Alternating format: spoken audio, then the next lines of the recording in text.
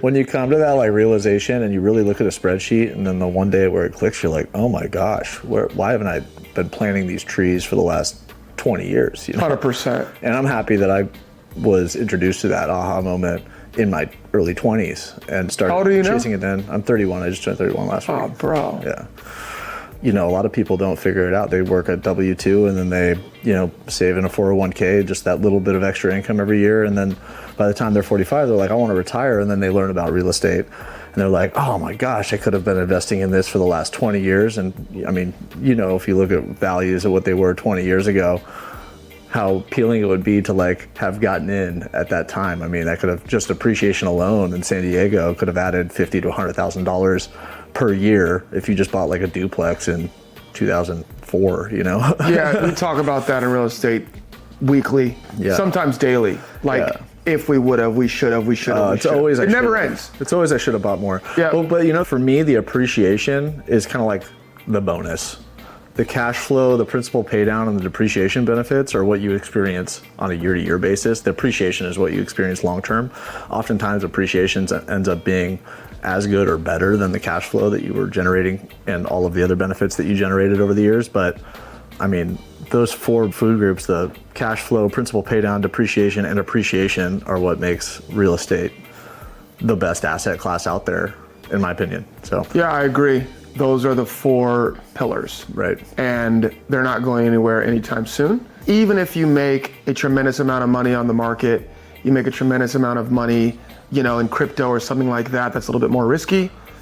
A lot of that money ends up flowing into real estate. Right. So that's another reason why I love it, because like you said, as an asset class, obviously there are the four pillars, but I mean, people want to diversify their portfolios, and it's safe and there's upside, which we can get into as well, which is why the ADU play is so amazing, right, because we mitigate on the down and we gain on the up. We get a developer spread. Right. Yeah. You have like this arbitrage that it just does not exist in stocks, because you say, okay, I want to buy Tesla.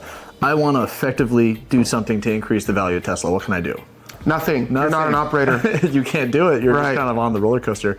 Real estate, I mean, you can get as involved or as little involved as you want, but the common business model is just renovate the property, increase the rent to a market rate that reflects the new value that you've created. You've made it a nice polished, finished product. Now someone's willing to pay more for it.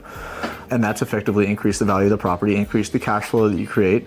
But that was from you actually going in, problem solving, making decisions, taking out a wall, changing the backsplash, really walking through Home Depot and seeing if this tile matches with this tile and making mistakes and then changing it on the next one.